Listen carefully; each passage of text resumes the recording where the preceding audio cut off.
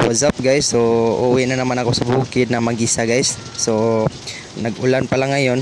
So nag-raincoat na po ako daan. So yan yung gagawin ko ngayon guys is intro pa lang ito kasi kakain muna ako ng barbecue. Yun guys no. So nandito na po tayo sa barbecuehan. So bibili tayo ng barbecue kahit 4 lang. Ayan po guys no. Habang naghihintay tayo guys is yan selfie lang muna tayo guys no. So yan po yung order natin guys. So 4 na unod ng baboy guys. Yan, sarap talaga kasi barbecue eh. So yan, nagutom kasi ako kasi galing po sa trabaho. And then yan, trabaho po sa okay-okayan guys ba. So yan po yung mga display nila na barbecue guys. So yung in order ko isa lang putahe, yung ano po guys ba, unod ba sa baboy, mao na sa Bisaya pa. So yan po yung guys no. Yan po yung mga ulam nila na barbecue, ulam talaga yan. So yan po. So yan, patuloy tayo sa video natin kasi update na lang ba kung ano yung ginagawa natin sa araw-araw at sa gabi-gabi guys. So yan, shoutout pala ko ni ate. So salamat kasi minadali mo yung luto na barbecue ko na in order.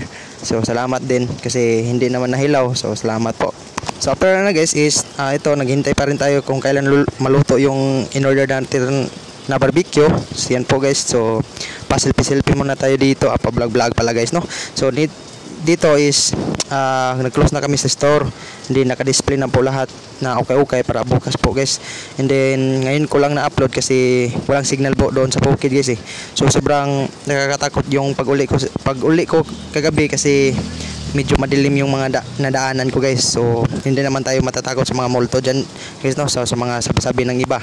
So yan, patuloy tayo sa habang naghihintay. And then yan, tingnan natin sa kakalangitan is medyo maulap. So hindi natin makikita ba, pero masasabi lang natin kasi may kilat kasi nakita natin eh. Bitaw yan, naghihintay tayo na natin. Uy, may apoy na sa barbecue natin.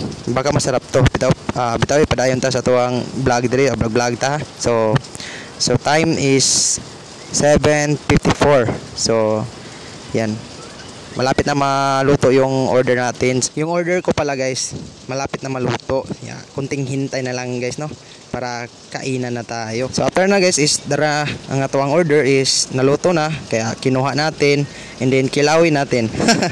So charot lang, sala. Sa mga unta ninyo guys no, lami kaayo kilaw ang unod sa baboy. So kilaw ni sa guys, wa ginikanon ako ang kuan sa gikaon nga barbecue kay akong na is gutom jud guys siya. So no need na ko rice guys kay nag-diet ba ko guys sometimes. So mao na siya guys no, SKL lang share ko lang.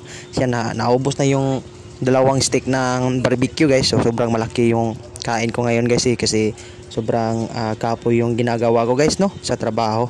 So yan po guys. So hapit na maubos yung pangatlong stick sa barbecue guys. Kaya ang sarap talaga guys no niya. Nakikita natin sa mukha ko guys is medyo marami tayong dimple guys no. Yan po guys oh. Ngayon lang po ako nakabantay guys ba na marami pala akong dimple yan oh. Ang lalim ng dimple guys.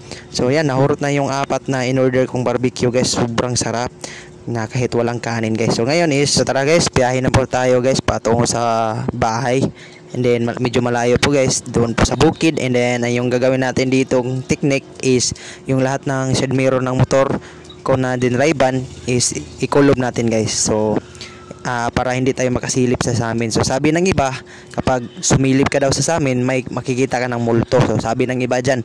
So para sa akin, hindi ko maniniwala, pero ngayon is maniniwala ako kasi ako na mag-isa magbiyahe. Pero hindi ako takot dyan, pero natatakot pa rin. So nalilibugan kayo sa sinabi ko. Totoo, mayroong multo pero hindi pa ako nakakitang multo. Sa time dito guys is ditong bandang area na ito is may bahay pa.